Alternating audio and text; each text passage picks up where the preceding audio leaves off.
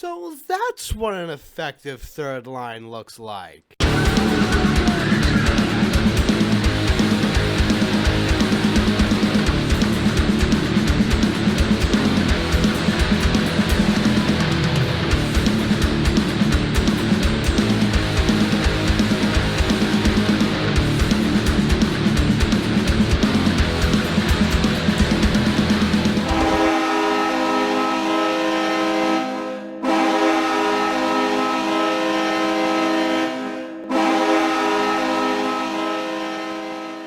Islanders win 5-3. Wait for it. Wait for it. In regulation.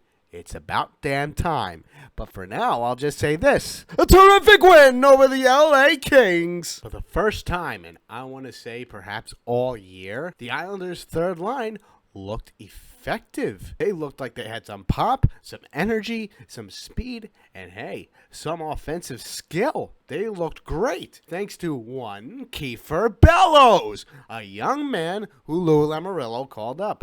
Maybe he's the solution to this third line catastrophe. Maybe, maybe not, but we'll have to wait and see. But so far, what we're seeing him do on the ice, I'm liking it so far. He drives pucks to the net. He scores, something that this team needs to do more, and they did a lot today. And he has energy. He helps Brassard, and he's helping out Del Cole. I'm liking it. Let's see how he does on the power play. I'd like to see him on that. Now, I understand. He's only played in 2 games so far. I get that. But the point is, this third line has a lot more life than it did when it had, and I'm sorry to say this, but Tom Kuhnackel on there. When it was Dal Cole, Brassard, and Kuhnackel, it just looked like another fourth line out there. With Bellows, it looks like an actual third line with speed, skill, and some grit. It looks effective. Now, keep in mind, only a few things really bothered me tonight. 1 was some bad line changes. 2 were some bad defensive miscues. And 3 was a bad Dobson turnover. But aside from that, the Islanders played a very good game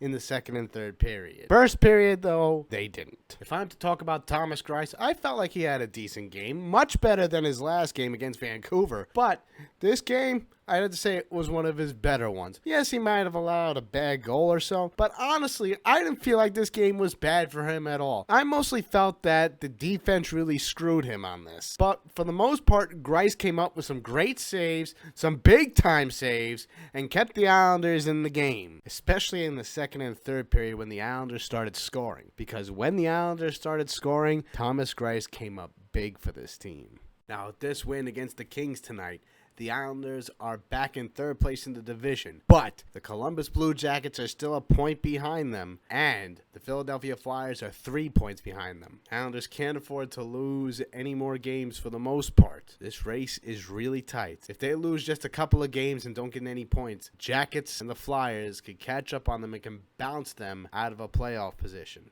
We'll see how the Islanders do against Tampa Bay next, and then against Washington. This is where the true test begins. This month is a true test of how the Islanders can stand with other teams and if they can collect as many points as they can.